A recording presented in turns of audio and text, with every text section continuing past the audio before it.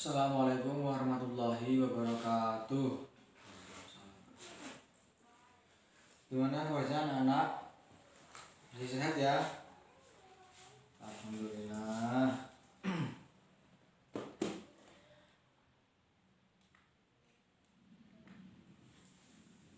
Baik, sebelum kita masuk ke pelajaran, ada yang tidak masuk? Baik, saya akan dulu ya.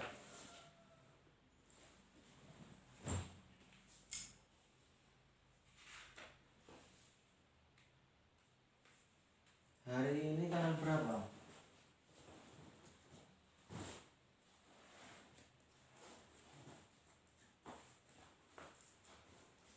Tanggal 1 Maret ya, 1 Maret 2021.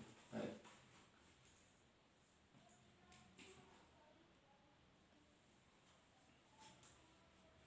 Ahmad Solihuddin hadir. Ghafur, Faiz, Muhammad Farid Hakim tidak hadir.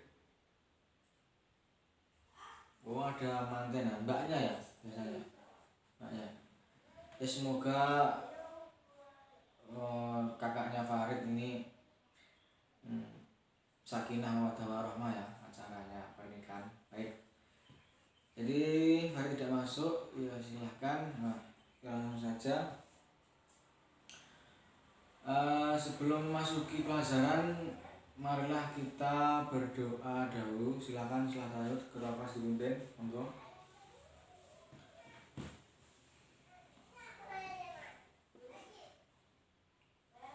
Amin ya rabbal alamin. Sebelum kita masuki pelajaran pada pagi hari ini, apakah kalian sudah siap untuk mengikuti pelajaran PAI? Siap? Alhamdulillah, masih semangat semua ya. Baik, sebelum kita masuk ke pelajaran, saya akan menanyakan materi pada minggu kemarin. Yang masih ingat ya silahkan, ini ada nilai khusus ini. Apa materi yang kita pelajari pada minggu kemarin? Ya, silahkan angkat tangan. Siapa? Ahmad Solihuddin ya, silahkan. Baik, benar sekali, Ahmad Solihuddin. Ya anak-anak, pada minggu kemarin kita sudah mempelajari mengenai hari pembalasan atau hari akhir, yaitu hari kiamat, di mana hari kiamat merupakan hari rukun iman yang ke-5 dan tentunya harus kita imani dan kita percayai bahwasanya hari kiamat itu ada dan benar-benar terjadi. Seperti itu. Nah,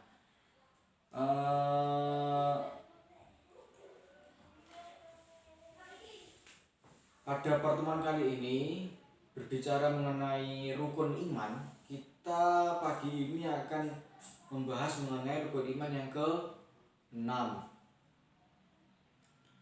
Apa rukun iman yang ke-6 dan terakhir?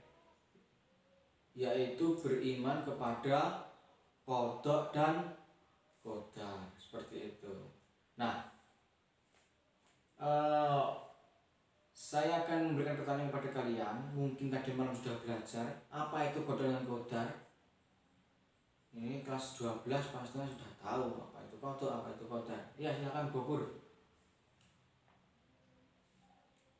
Iya, pada dasarnya qada dan qadar merupakan rukun iman yang ke-6. Ya, kita buka ya LKS kita halaman 6. Jadi pada pagi hari ini kita akan membahas mengenai, anggap saja ini papan tulis ya. Pagi hari ini kita akan mempelajari mengenai kodok dan qadar.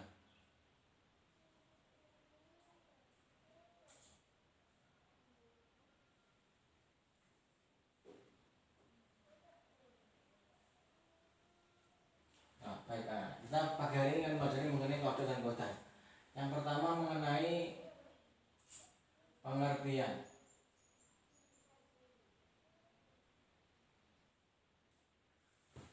Apa pengertian kodok dan qadar? Silakan dibuka halaman 15 LKS-nya. Kodok dan qadar. Kodok secara bahasa, kodok berarti keputusan atau ketetapan. Kodok secara istilah berarti keputusan atau ketetapan atas suatu rencana Allah yang hendak dilaksanakan. Kata kodok berasal dari jangka atau ukuran. Kodok secara istilah mengandung pengertian pelaksanaan dari rencana Allah, baik yang berupa ukuran atau sesuatu yang pelaksanaan ketentuan Allah di dunia. Kodok dan qadar biasa kita kenal dengan takdir. Nah, kodok ini merupakan suatu ketetapan atau keputusan. Nah, sedangkan qadar ini secara global itu hal yang terjadi, yang sudah terjadi sesudah adanya kodok. Nah, mengimani kodok dan qadar merupakan salah satu rukun iman dan prinsip. Tidak akan sempurna keimanan seorang sehingga dia beriman kepada takdirnya Allah. Jadi keimanan seorang itu tidak akan sempurna jika tidak mengimani rukun iman yang ke-6, seperti itu. Dan dalam surat Al-Ahzab ini Allah berfirman, A'udzubillahi minasyaitonirrajim, Bismillahirrahmanirrahim. Wa kana amrullahi qadara maqdura. Dan ketetapan Allah adalah ketetapan yang pasti dan berlaku.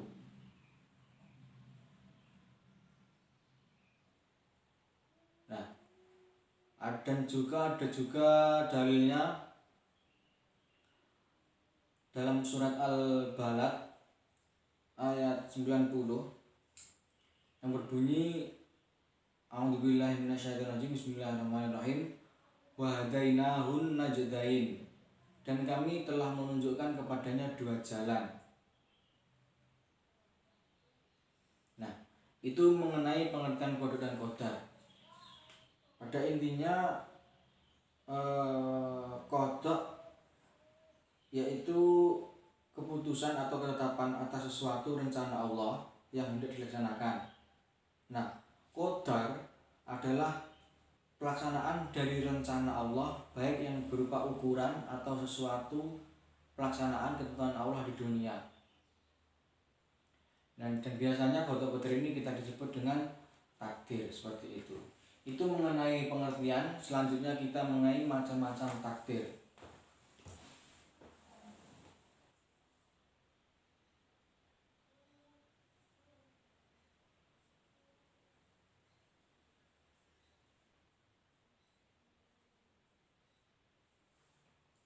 Ada berapa macam-macam takdir itu? Jadi takdir ini dibagi menjadi dua ya anak-anak.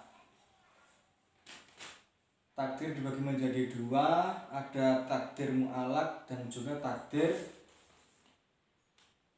mubram.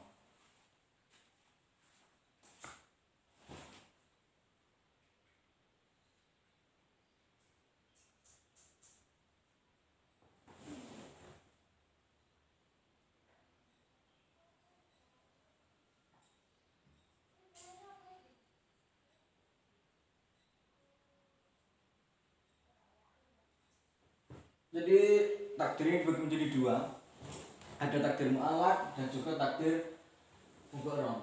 Apa itu takdir mu'allaq? Takdir mu'allaq yaitu takdir yang masih dapat diubah melalui usaha manusia. Setiap hamba dari peluang atau kesempurnaan yang berusaha mengubah keadaan dirinya menjadi lebih baik. Itu takdir mu'allaq, takdir yang bisa diubah.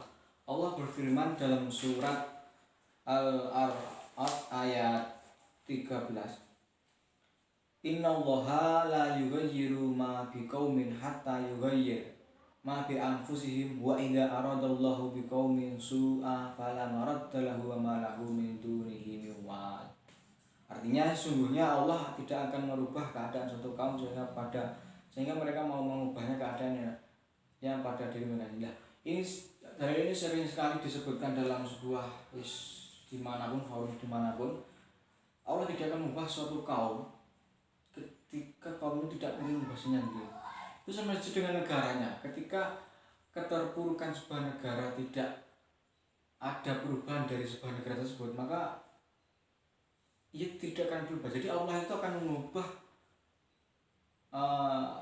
ketika ada keinginan, ada usaha. Itu. Beberapa contoh takdir mu'alaq di sini antara lain kekayaan, kepandaian, kesehatan.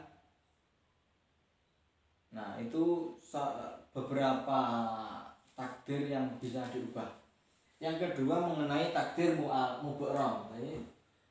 Takdir mubaram ini kebalikan dari takdir mu'alaq. Jadi takdir mubaram yaitu takdir Allah yang tidak dapat diubah, tidak dapat memilih serta tidak memiliki kemampuan untuk mengubah.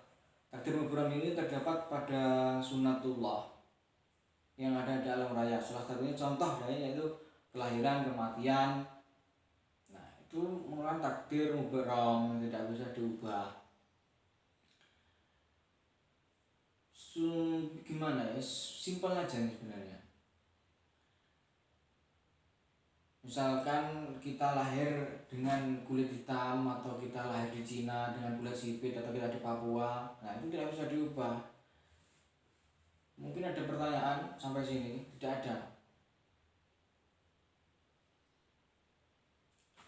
Tapi bagaimana Ustadz? Nah, bagaimana Pak jika takdir kulit keriting warna hitam dioperasi plastik atau diubah wajahnya? Mungkin ada pertanyaan seperti itu di benak kalian. Seperti operasi plastik, operasi menukai, nah seperti itu. Ya itu memang kemajuan teknologi seperti itu.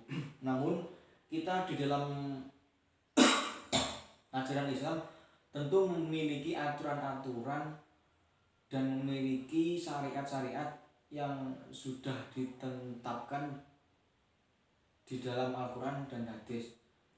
Jadi hal-hal tersebut merupakan sama saja kita mengubah takdir yang sudah diberikan kepada Allah, dan sama saja kita tidak bersyukur dengan apa yang telah Allah berikan kepada kita. Misalkan aku irang, aku pengen putih kayak plastik, mengubah tataran yang lain, itu tidak boleh dalam Islam ya. Jadi haram ketika kita mengubah bentuk tubuh kita atau bagaimanapun, itu tidak boleh. Jadi kita menerima aja apa adanya dan kita bersyukur. Alhamdulillah kita sudah syukur. Banyak teman-teman kita di sana, saudara-saudara kita di luar sana yang kurang dalam misalnya kesehatan, sehat lah terutama seperti itu mengenai takdir mu'alaq dan takdir mubaram. Selanjutnya yaitu fungsi iman kepada qadar dan. Jadi ini memiliki fungsi pada qadar yang berbeda fungsinya.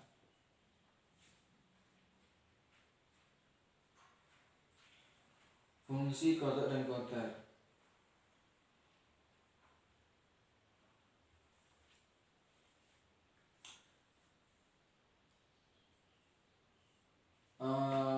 Ini dalam surat Al-Mu'min ayat 40. A'udzubillahi minasyaitonir rajim. Bismillahirrahmanirrahim. Wa qala rabbukum ud'uni astajib lakum innal ladzina yastakbiruna an ibadatihi sayadkhuluna jahannama dakhirin. Dan Tuhanmu berfirman, berdoalah kepadaku, niscaya akan kuperkenankan bagimu sesungguhnya orang-orang yang menyombongkan diri dari menyembahku akan masuk neraka jahanam dalam keadaan hina. Jadi fungsi dari qadha dan qadar yaitu satu, manusia tidak akan takabur, merendahkan diri dalam hidupnya karena merasa dirinya itu di bawah kekuasaan Allah. Jadi hanya Allah yang maha segalanya. Dan dua, tidak akan membanggakan diri. Sebabnya apa? Karena menyadari bahwa manusia itu wajib berusaha, tapi Allah yang menentukan. Jadi apapun yang terjadi, apapun yang kita peroleh itu tidak lepas dari kehendak yang maha kuasa. Maka tidak pantas kita menyombongkan diri sebagai umat muslim. Allah yang pantas untuk sombong. Nah itu. Yang ketiga yaitu kepercayaan terhadap kekuasaan Allah makin tebal dan hati menjadi tabah dalam menghadapi lika-liku hidup sehingga tidak lekas putus asa. Yang keempat, orang akan memiliki jiwa yang besar, iman yang teguh, dan keberanian di dalam beramal. Karena kita sudah yakin bahwa Allah lah yang segala yang akan menentukan apa yang akan terjadi. Kita hanya berusaha, maka itu akan menumbuhkan kepercayaan diri kita untuk lebih, keimanan kita meningkat, dan kita percaya bahwa Allah itulah yang maha kaya, maha segalanya. Selanjutnya yaitu fungsinya dalam hidupnya akan selalu bertawakal kepada Allah dan menyerahkan dengan ikhlas segala ikhtiar atas takdir Allah setelah usahanya dilakukan menurut kadar kemampuannya. Nah, itu mengenai fungsi dari qadha dan qadar. Selanjutnya yaitu hikmah iman kepada qadha dan qadar. Tentunya kita mengimani qadha dan qadar ada hikmahnya, ada beberapa poin ya. Hikmah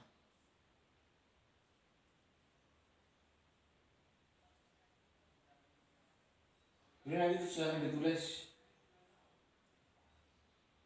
dengan yang rapi ya, karena ini saya saja ini saja, yang penting bisa dapat dipahami oleh kalian.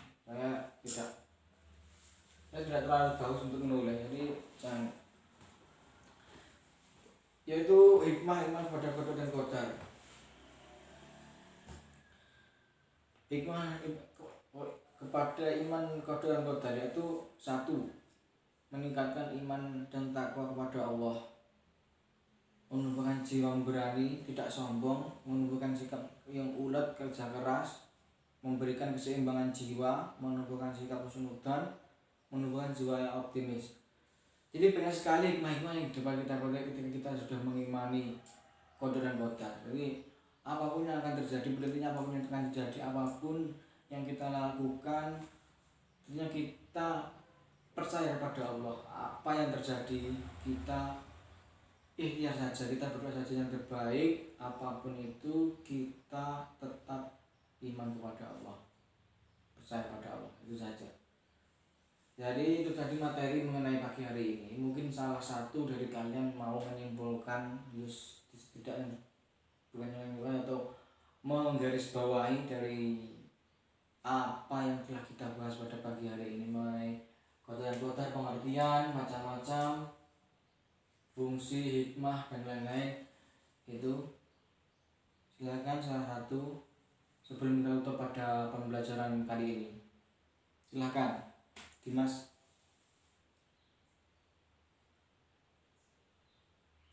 Iya, terima kasih. Benar yang dikatakan Dimas mengenai qadha dan qadar, kita selalu berikhtiar, berusaha, apapun yang terjadi kita tetap berdoa yang terbaik untuk kehidupan kita. Amin ya rabbal alamin.